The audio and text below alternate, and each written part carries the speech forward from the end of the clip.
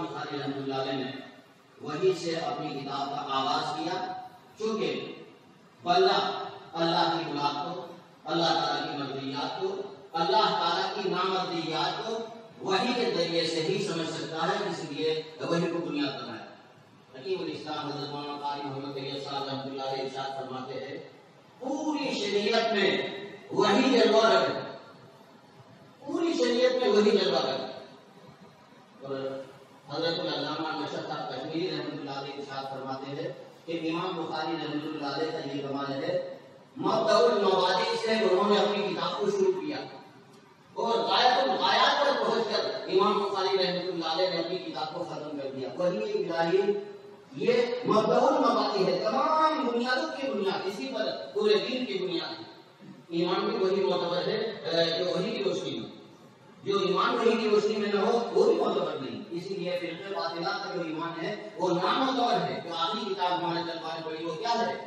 کتاب الرد علی الجہمیہ وغیرہ، کتاب التوحید ہے، ہمارے ہندوستانی مسلم میں یہی ہے، کتاب الرد علی الجہمیہ وغیرہ التوحید، کتاب التوحید۔ لیکن ہمارا جو نسخہ ہے ہمارے مسلم میں لفظ کتاب الرد ہی ہے۔ بہت سے لوگ بخاری شریف پڑھاتے ہیں مگر امام بخاری رحمۃ اللہ علیہ کا رد ان کے سامنے نہیں۔ کبھی ایک صاحب نے ہمارے دارالعلوم دیوبند کے رد کے شعبوں پر تنقید کی، بخاری شریف پڑھاتے ہیں، اگر وہ بخاری شریف پڑھاتے ہیں تو آخری کتاب ان کے سامنے ہوتی ہوئی کہتے نہیں کہ دارالعلوم دیوبند میں رد کے شعبے ہیں۔ کتاب الرد امام بخاری نے قائم کی ہے نا، سمجھیے کلمہ سے میں نے کہا امام بخاری کی کتاب ہے بخاری شریف میں، کتاب الرد علی الجہمیہ، فرقہ باطلہ پر تردید کرنا اہل سنت والجماعت کے تشخصات میں سے ہے، امتیازات میں سے ہے، کمالات میں سے ہے۔ ایک بات سن لیجیے، اتفاق اتحاد بہت بڑی دولت ہے، اس کے لیے ہمیں کوشش کرنا ہے، ہماری ذمہ داری، مگر رسول اللہ صلی اللہ علیہ وسلم کی دعا اس سلسلے میں قبول نہیں ہوئی۔ حدیثوں میں موجود ہے کہ میں نے اپنی امت کے اتحاد کے لیے جو دعا کی وہ قبول نہیں ہوئی۔ نیز فرقوں سے متعلق رسول اللہ صلی اللہ علیہ وسلم نشان نہیں فرما چکے ہیں، لہذا سارے فرقے رہیں گے، اگر نہیں رہیں گے تو نبی کی بات غلط ہو جائے گی، اور نبی کی بات غلط نہیں ہو سکتی، بالکل غلط نہیں ہو سکتی، ورنہ ہمارا ایمان خطرے میں پڑ جائے گا۔ لہذا ہمیں ان فرقوں سے متعلق چوکنا رہنا ہوگا اور ان کے درمیان امتیاز کرنا ہوگا۔ امام بخاری رحمۃ اللہ علیہ نے اپنے سنت اور جماعت پر رہنے کے لیے جو دشمنوں کا نظریہ تھا خلق قرآن کا، معتزلہ کا جو نظریہ تھا، امام بخاری اس کے سامنے سپر ہو گئے اور وہی رد کی بنا پر انہیں جدا وطن ہونا پڑا، جدا وطن اسی پر ہونا پڑا امام بخاری کو کہ خلق قرآن کا مسئلہ آ گیا اور اس کی بنا پر امام بخاری کی بڑی مخالفتیں ہوئی۔ یہ نہیں ہے کہ آپ چیزوں سے یہ کہتے کہ جناب آپ اور ہم دونوں مل کر کے جو ہے اتفاق کرنے کے لیے کوئی قدم اٹھائے، تو یہ کہیے نعوذ باللہ من ذالک کہ سب سے پہلے ہمارا تقاضا یہ ہے کہ آپ حضرات شیطان کو گالی دے دیجیے، تو آپ ہمارے یہاں دائرے میں قدم رکھ دو گے اور ہم تمہاری فلاں بات مان لیں گے۔ بتاؤ کوئی سنی اس کے لیے تیار ہوگا؟ میں تو الحمدللہ آپ کو گواہ بناتا ہوں کہ انشاءاللہ بالکل تیار نہیں، جان نکل جائے تیار نہیں، میرا اس پر عقیدہ ہے۔ وہ سب سے پہلے شیعہ بننے کے لیے شرط ہے کہ حضرت ابوبکر اور حضرت عمر کا بولا کہیے۔ تو آپ اکبر یہی چاہتا تھا، تاریخ ہم نے نہیں پڑھی، ہم تاریخ کا دعویٰ کرتے تھے کہ ہم لکھنے والے ہیں، ہم پڑھنے والے ہیں۔ ہمارے حضرت شیخ الاسلام علامہ شبیر احمد عثمانی رحمۃ اللہ علیہ نے کبھی جاننے والے کے ساتھ سفر کیا، ان کے دوست تھے، تو حضرت نے ایک لطیفہ لکھا ہے کہ ان سے کہنے لگے کہ علماء دیوبند تاریخ بینی نہیں کرتے۔ حضرت نے فرمایا علماء دیوبند تاریخ دانی کرتے ہیں، بینی نہیں کرتے، دانی کرتے ہیں، دانی۔ حضرت فرماتے ہیں کہ اس نے مجھ سے یہ کہا کہ کیا فرق ہے دانی اور بینی میں؟ کہا بھی نہیں، وقت پر بتاؤں۔ کہتے ہیں انہوں نے مرحوم نبی میں لکھا کہ حضرت ہارون رشید رحمۃ اللہ علیہ حضرت امام ابو یوسف کو جو قاضی القضات کے بہت بڑے شخص ہے، پوری دنیا اسلام پر ان کا احسان ہے، اسلامی قضاء کے سلسلے میں۔ سعودی عرب کے بعد ماضی قریب میں جب سعودی حکومت قائم ہوئی، حکومت قائم ہوتی ہے، سعودی حکومت جب قائم ہوئی تو حنبلی مذہب ہے ان کا، مگر ان کے یہاں بھی قضاء کے مسائل اتنے زیادہ نہیں ہیں ان کی فقہ میں، لہٰذا وہاں کے دستور میں ہے کہ مسلک حنبلی ہوگا اور قضاء حنفی ہوگی۔ تو ماشاءاللہ ابھی بہت سے علماء مدینہ منورہ میں مولانا عاشق اللہ صاحب جو ہندوستان کے مولانا عاشق اللہ صاحب رحمہ اللہ وہ نہیں، دوسرے بھی ہے ماشاءاللہ، مولانا عاشق اللہ صاحب وہ جو مدینہ منورہ کی ازلیہ ہے، وہاں بہت سارے مسائل تیار کر کے قاضی دن کے سامنے رکھتے ہیں انجو اور ہندوستان کے حضرات سے ماشاءاللہ. تو حضرت امام ابو یوسف رحمۃ اللہ علیہ قاضی قضات ہیں، اسلامی قضاءات کو قرآن و حدیث کی روشنی میں اس پر انہوں نے بہت بڑا کام کیا ہے. اس کے زبردست جو ہے وہ عالم گزرے ہیں. امام محمد سے رحمانی بیقات کے دوسرے مسائل پہلے ہے امام ابو یوسف رحمۃ اللہ علیہ سے اللہ تعالیٰ نے قضا کی وظیفوں کو روشن کیا ہے. تو امام ابو یوسف رحمۃ اللہ علیہ کو لے کر کے گئے. امام مالک کا اصول تھا حدیث کا وقت مقرر، دار الحدیث سجائی جاتی، خوشبو مٹھائی جاتی، حضرت غسل فرماتے، نیا جوڑا زیر کر فرماتے، پھر حدیث کی تشریح لاتے، وقت ختم ہو جاتا، حدیث سنانا ختم، کوئی بھی آتا. لیکن کہ حدیث بولوں نے کہا کہ حضرت یہ ہمارے قاضی قضات ہیں مسلمانوں، یہ حدیث آپ سے سننا چاہتے ہیں. تو حضرت نے فرمایا اذا اجلسنا للبغاة فاتنا، اذا اجلسنا للبغاة فاتنا. تو وہ صاحب نے اس مضمون کو لکھتے ہوئے لکھا کہ جب ہم باقیوں کے لیے بیٹھیں گے تب آپ آنا. شیخ الاسلام نے نشانی کر کے بھیجا یہ دانی اور دینی تصور میں آج کراتا ہوں. حضرت نے یہ فرمایا کہ ہم طلبہ کے لیے بیٹھیں گے. معقولنا نفی فقط علاقہ کی مقصصہ قرآن میں ہے کہ ہم سن رہے تھے. اسی حدیث کو فعلۃ الباغیہ کی جو حدیث ہے طالب العلم عثمان وہاں طلب کے معنی میں ہے اور لوگ جو ہے اپنے آپ کو ربی خان کو کیا کیا سمجھ رہے ہیں. بولنے کی عربی الگ ہوتی ہے، پڑھنے کی اور سمجھنے کی عربی الگ ہوتی ہے. ہمارے شیخ انڈیا میں ذکر کیا مفتی صاحب نے حضرت مولانا سلیمان شمسی رحمۃ اللہ علیہ وہ بہت سے مضامین لے کر کے عربی مضامین لکھنے والوں کو نشان کر کے بھیجتے تھے یہ فلاں سے ہے، یہ فلاں سے ہے، اپنے سے کوئی غلط نہیں سیجر ہوتے ہیں. اس میں فائل ہے، اس میں مفعول ہے، اس میں اعلیٰ ہے، اس میں فلاں ہے، اس میں فلاں ہے. بڑے بڑے لوگوں کو وہ یہ کہتے تھے کہ نظر پڑھنے کے لیے کہیں نہیں گیا، اساتذہ کی برکت ہے بول نہیں سکتا ہوں، لیکن عربی املاء کے اندر کسی بڑے سے بڑے آدمی کی غلطی لکھ دیتے تھے. دیکھو یہ غلطی ہے، یہ بات اس طرح نہیں، اس طرح اخلاق ہوا کرتی ہے. بہرحال انہوں نے ترجمہ کیا کہ ہم باقی کے لیے بیٹھیں گے تب آپ آئیے. فرمایا نہیں، یہ ہے دینی اور دانی. مطلب اس کا یہ ہے کہ طلباء کی مجلس ہوگی جب آئیے ہم اپنا اصول نہیں توڑنا چاہتے. بہرحال اللہ تعالیٰ ہم سب کو صحیح سمجھ عطا فرمائے. امام بخاری رحمۃ اللہ علیہ نے کتاب الرد لکھ کر یہ دعوت دی ہے کہ اے لوگوں اللہ تعالیٰ نے آپ کو اہل سنت پر جماعت میں رکھ کر ایک بہت بڑی سعادت عطا فرمائی ہے. اہل سنت پر جماعت نجات پانے والی جماعت ہے. اسی لیے علماء نے جہاں فرقوں کا تذکرہ کیا ہے اہل سنت کا نام بھی لکھا ہے. اہل سنت کا ذکر نہیں کیا ہے فرقوں میں، اس لیے کہ وہ اسلامی فرقہ ہے اور اہل سنت کا جماعت اسلامی جماعت ہے. اللہ تعالیٰ ہمیں سمجھنا نصیب فرمائے. اللہ تعالیٰ ہم سب کو اسی لیے مفتی محمود صاحب بلوی رحمۃ اللہ علیہ سے کسی نے پوچھا تھا تو فرمایا دیکھو ذات پیش کی بات جماعت اور اسلامی دیکھ لو اسلام پیچھے ہے یا آگے. جماعت اسلامی طلبا سمجھ جائیں گے دیکھو اسلام کہاں ہے پیچھے ہے اور جماعت یہ کیا آگے. اسلامی جماعت اسلامی جو ہمارے ذہن میں آئے گا پہلے ہم بولیں گے بعد میں اسلام کو سمجھیں گے. اللہ ہماری حفاظت فرمائے. اور یہ سنت اور جماعت کی امتیازات میں سے یہ ہے کہ جو ہماری سمجھ میں آئے وہ نہیں، جو قرآن و حدیث میں آئے گا ہم اس کو لیں گے. صحابہ نے جس پر عمل کیا ہوگا ہم اس کو لیں گے، صحابہ نے جس کی ترجمانی کی ہوگی ہم اس کو لیں گے.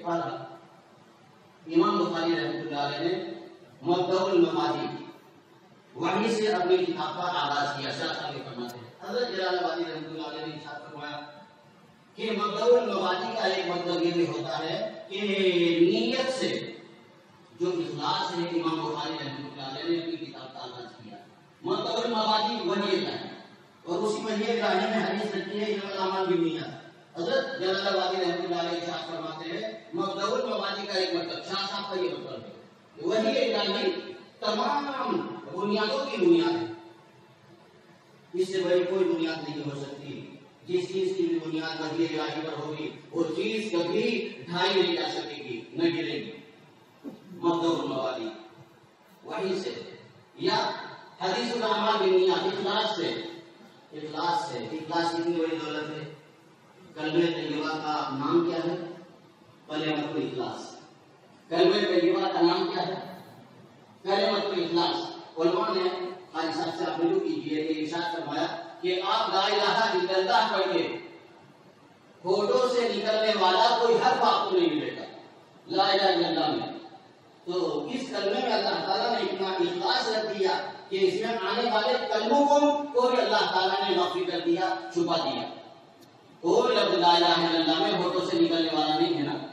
فا ہا میم واہ نکلنے والی یہ حروف اللہ تو جانتے ہی ہے، نہ جاننے والوں کو چاہیے کہ بڑوں سے رجوع کرے. تو اللہ تعالیٰ نے کلمے میں اس قدر اجلاس رکھ دیا ہے کہ کلمے کے جو الفاظ ہے اس میں بھی کوئی لفظ جو ہے ہوٹوں کو ہلانے والا نہیں. اور فرمایا محمد رسول اللہ صلی اللہ علیہ وسلم کی محبت کا اظہار کرنے کا اس قدر تقاضا کیا کہ حضور اکرم صلی اللہ علیہ وسلم کے نام میں 2 مرتبہ محمد رکھ کر کے ہوٹوں کو حرکت دینے کے لیے کہا، اور یہ کہا کہ لبوں کو ہلائیے اور محمد صلی اللہ علیہ وسلم کی محبت کا اظہار کیجیے. محمد ایک ہی میں نہیں ہے، 2 مرتبہ محمد ہے. اللہ تعالیٰ حضور اکرم صلی اللہ علیہ وسلم سے محبت کرنا ہمیں نصیب فرمائے. اسی لیے ہمارے علماء کہتے ہیں محمد صلی اللہ علیہ وسلم کا جب نام پاک آتا ہے تو ہمارے ہوٹ خود ایک دوسرے کو بوسہ دیتے ہیں. ہمیں ان کی زندگی کی کیا ضرورت ہے؟ ہمارے ہوٹ خود آپس میں محمد صلی اللہ علیہ وسلم کا نام لیتے ہوئے ایک دوسرے کو بوسہ دیتے ہیں محمد. تو ہمیں جو ہے ہم کو بوسہ دینے کی کیا ضرورت؟ اتنی بڑی دولت اللہ تعالیٰ نے نام محمد میں خود رکھ دی. امام بخاری رحمۃ اللہ علیہ نے کتاب کا آغاز مبرر المبادی وہی سے کیا، یہ اخلاص سے کیا. اللہ تعالیٰ ہم سب کو اخلاص عطا فرما دے. اخلاص والے مندر کو پہنچتے ہیں، اور جن کے پاس اخلاص نہیں ہوتا وہ رستے میں رہ جاتے ہیں. اخلاص کیا چیز ہے؟ ازالہ ریا، بنیاد اس کی، پہلی منزل اس کی ازالہ ریا. ریا کو ختم، دکھاوے کو ختم کر دیا جائے، دکھاوے کو ختم کر دیا جائے. بزرگان دین نے اس میں کمال پیدا کر لیا.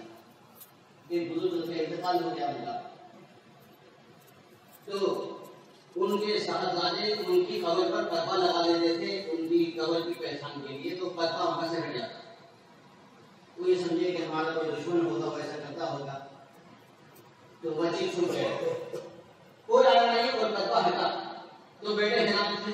تو والد نے کہا کہ زندگی میں جب میں گمنام رہا بیٹا تو مجھے میرا نام کیوں لا رہے ہو منتر نام پر؟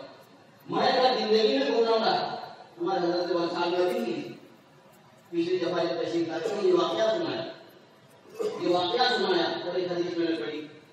اس کے بعد کہ رسول اللہ صلی اللہ علیہ وسلم کا ارشاد ہے کہ جب کسی بندے کی قبر کے نشانات مٹ جاتے ہیں تو اللہ تعالیٰ فرشتوں سے پوچھتے ہیں کہ یہ کون بندہ ہے؟ یہ اللہ فلاں بندہ ہے. کہا اس کا کوئی جاننے والا نہیں ہے، جاؤ میرے بندے کا کوئی نہیں تو میں اس کا ہوں، میں نے اس کی مغفرت کی. اس لیے بہت سے بزرگان جن کا یہ بھی معلوم رہا ہے کہ ہماری قبر گناہ میں ہے، ہماری قبر کا کوئی پتہ نہ رہے، ہم وہاں بھی تنہائی میں پڑے رہ جائے.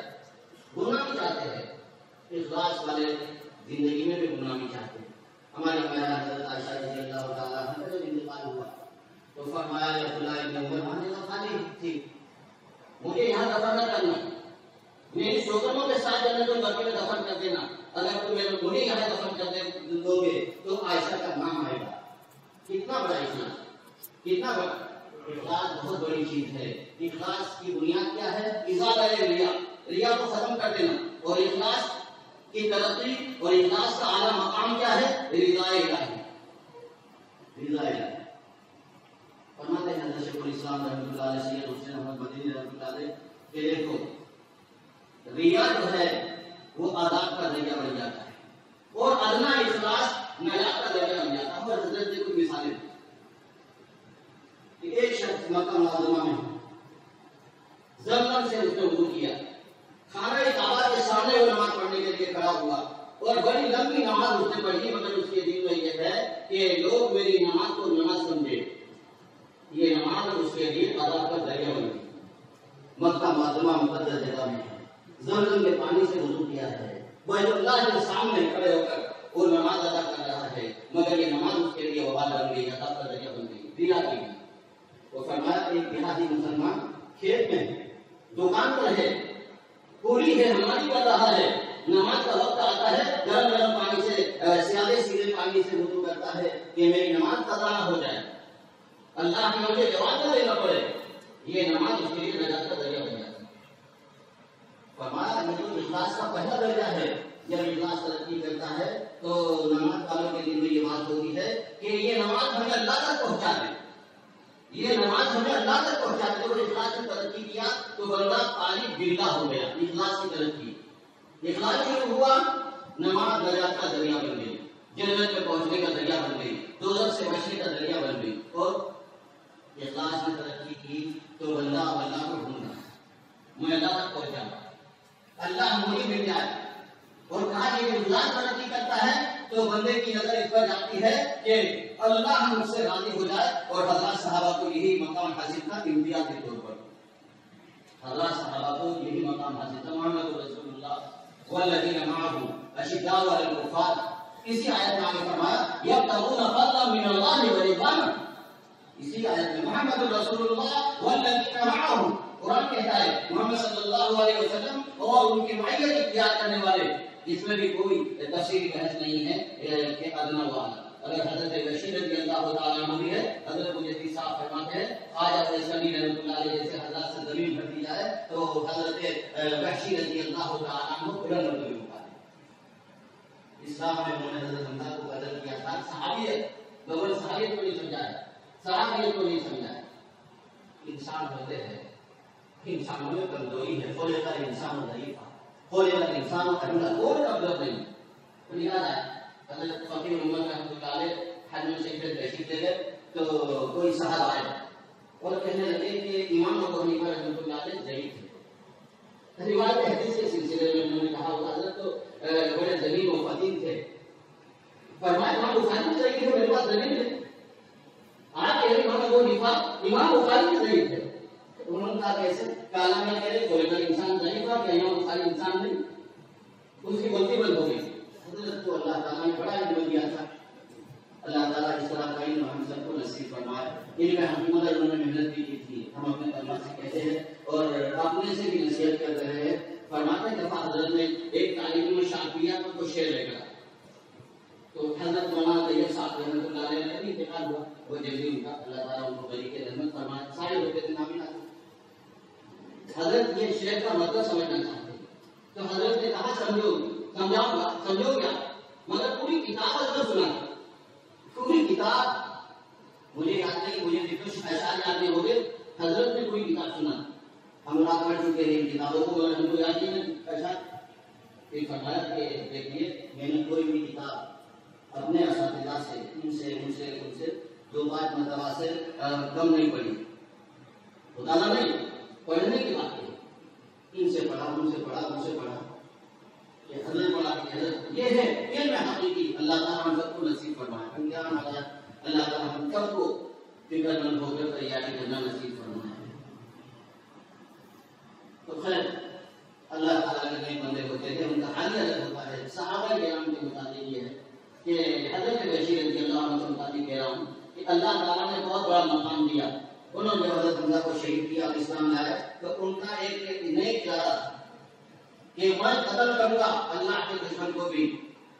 مسلمت القذاب کو میں نے قتل کیا تو ہمیں لگے رہے اور اتنی بڑی کامیابی ان کو نصیب ہوئی.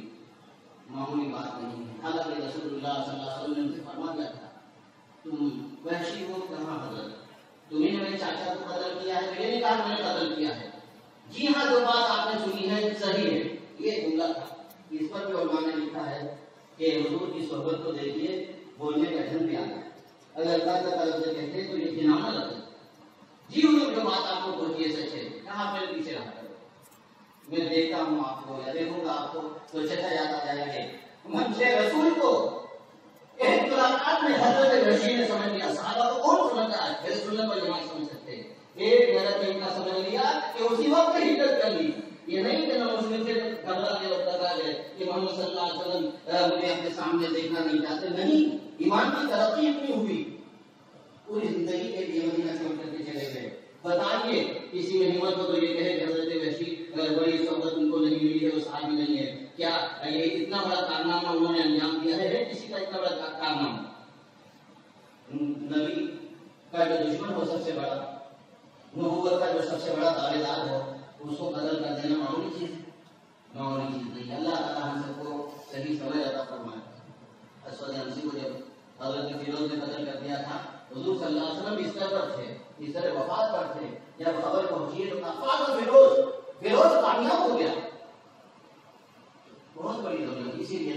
حضرات ہمارے قابل علماء دیوبند رحمہ اللہ ختم نبوت کے لیے اپنی جان کی بازی لگا دیا کرتے تھے، ختم نبوت کے لیے اپنی جان کی بازی لگا دیا کرتے تھے۔ اللہ تعالیٰ ہم سب کو صحیح سمجھ بھی عطا فرمائے۔ حضرت مولانا امام صاحب رحمۃ اللہ علیہ فرماتے تھے کہ دیکھو یہ دین کا جو کام، کبھی کا جو کام، دعوت کا جو کام ہمیں ملا ہے یہ ختم نبوت کی برکت سے ملا۔ حضرت مولانا امام حسن صاحب فرماتے ہیں ختم نبوت کا جو کام ہمیں ملا ہے، یہ جو دین کا جو ہمیں کام ملا ہے یہ ختم نبوت کی برکت ہے۔ اگر نبوت ختم نہ ہوتی اور نبی آتے تو کا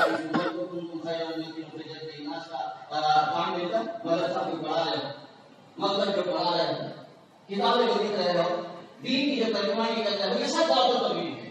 دین کے یہ سارے کام جو ملے ہوئے ہیں یہ ختم نبوت کا تو فعل ہے، ختم نبوت کی برکت ہے۔ اللہ ہمیں اسے بھی سمجھنا نصیب فرما دے۔ تو خیر اخلاص بہت بڑی دولت ہے۔ صحابہ کو اتنا بڑا اخلاص نصیب ہو گیا کہ ان کے سامنے صرف ایک بات تھی، اللہ کی طرف سے راضی ہو۔ بات ہم نے سنایا کہ حضرت مانیکو صاحب رحمۃ اللہ علیہ ارشاد فرمایا کرتے تھے، حضرت ثانی کہ صحابہ کرام موعود کا یقین رکھتے تھے، اللہ کے وعدوں پر ان کا یقین تھا، مگر مقصود کے لیے کام کرتے تھے، رضا الہی کے لیے، اللہ کی باتوں سے راضی ہو جائے۔ موعود کا یقین صحابہ کو تھا مگر قدم اٹھاتے تھے رضا الہی۔ پھر حضرت فرماتے ہیں کہ یہی اخلاص جب اعلیٰ مقام پر پہنچ جاتا ہے تو نہ کوئی بندہ نہ جا کر نظر رکھتا ہے، نہ تعلیم بگڑا رہتا ہے، نہ رضا اس کے پیش نظر رہتی ہے، بلکہ وہ عبد بن جاتا ہے کہ کیا منشا ہے میرے مالک کا، میں ان کے منشے کو پورا کر دوں۔ اور یہ اخلاص کا مقام حضرت انبیاء علیہ السلام کو نصیب ہوتا ہے۔ حضرت انبیاء علیہ السلام اب بھی جب ان کا اعلیٰ درجے کا اخلاص ہوتا ہے، جس بندے کو اخلاص نصیب ہو جاتا ہے تو پھر اس کا حال ہی کچھ اور ہو جاتی ہے۔ اسی لیے علامہ طاہر شاہانی رحمۃ اللہ علیہ نے فرمایا کہ رسول اللہ صلی اللہ علیہ وسلم کی رسالت کا تو امت اندازہ بھی نہ کر سکتی ہے، رسول اللہ صلی اللہ علیہ وسلم کی رسالت اور نبوت کا تو امت اندازہ بھی نہ کر سکتی ہے، مگر آپ کی ابدیت کا امت اندازہ بھی نہیں لگا سکتی۔ اتنے بڑے ابداع ہو گئے۔ حضور صلی اللہ علیہ وسلم نے اپنے آپ کو اس قدر ابدیت میں پیش کیا۔ یہ نبی تشریف لائے تھے، پوچھا اللہ تعالیٰ آپ سے پوچھوا رہے ہیں، آپ عبد النبی بننا چاہتے ہیں، غلام نبی بننا چاہتے ہیں یا بادشاہ نبی بننا چاہتے ہیں؟ دو طرح کی حدیث ہے۔ ایک حدیث میں نے جواب دے دیا میں غلام نبی بننا چاہتا ہوں، اور دوسری جگہ یہ ہے کہ جبریل امین سے مشورہ چاہا، فرمایا آپ اپنے آپ کو جھکا دیجیے، انتر نہ سکتا، آپ اپنے آپ کو جھکا دیجیے، فرمایا میں غلام نبی بننا چاہتا ہوں۔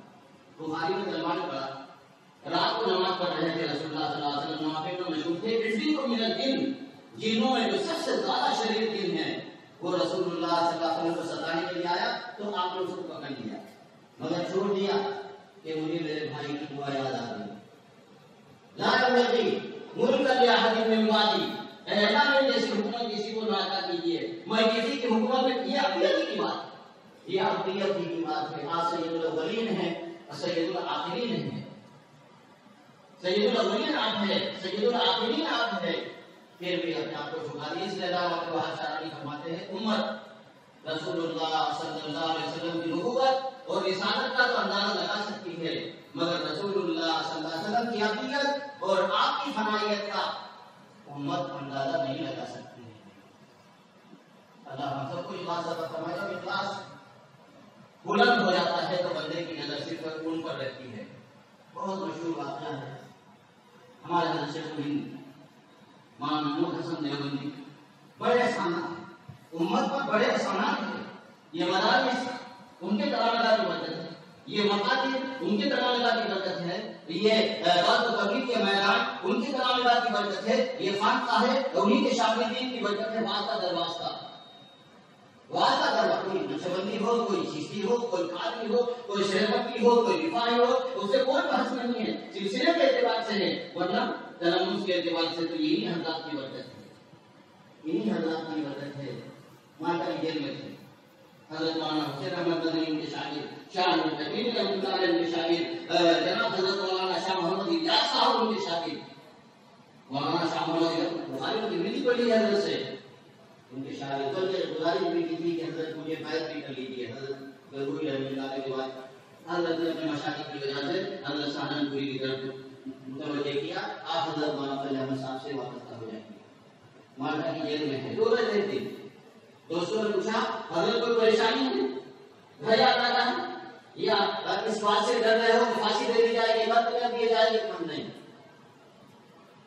میں اس پر بول رہا ہوں کہ ہمارا یہ عمل اللہ کے یہاں قبول بھی ہوگا یا نہیں، اللہ کے یہاں ہمارا قبول ہوگا یا نہیں۔ سیدنا ابراہیم علیہ السلام خانہ کعبہ کی تعمیر کا حکم الہی کرنے کے بعد جب دعا کرتے ہو ربنا تقبل منا انک انت السمیع العلیم، تو دوسروں کی کیا حیثیت؟ دوسروں کی تو گنتی ہے، دوسروں کی کوئی گنتی نہیں ہے۔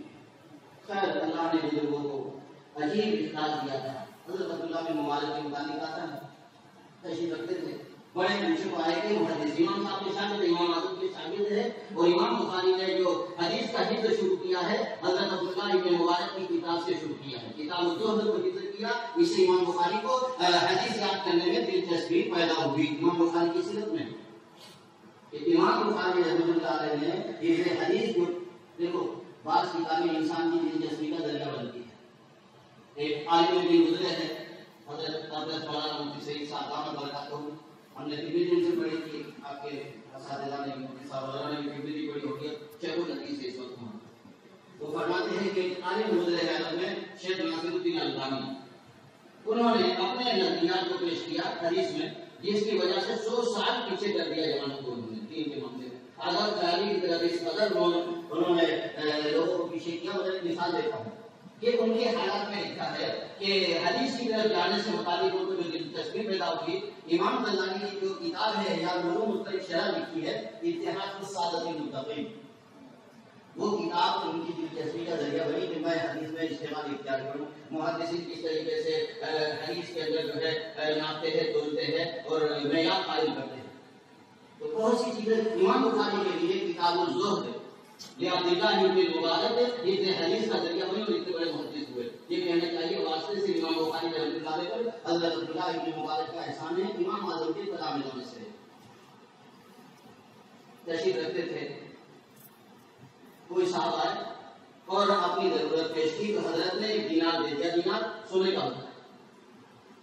جب وہ نکل گیا تو ساتھیوں نے کہا حضرت آپ نے کو دینار دے دیا، یہ لوگ تو ویسے ہی لوگوں سے مانگتے رہتے ہیں اور مرغیاں کھاتے رہتے ہیں، لوگوں سے مانگتے رہتے ہیں کہ ہماری ضرورت کو ضرورت اور مرغیاں کھانے کا، جلدی سے بلاؤ ان کو، حضرت نے جلدی سے بلاؤ، مجلس والے سمجھے کہ ایک دینار واپس لے لیں گے، تو حضرت نے اور 9 دینار دیے اور یہ ارشاد فرمایا کہ بھائی ابھی مجھ کو معلوم ہوا کہ آپ مرغی کھاتے ہو، اس لیے میں نے جو ہے 9 دینار بلا دیے، اگر پہلے معلوم ہوتا 10 دینار تو لے دیتا۔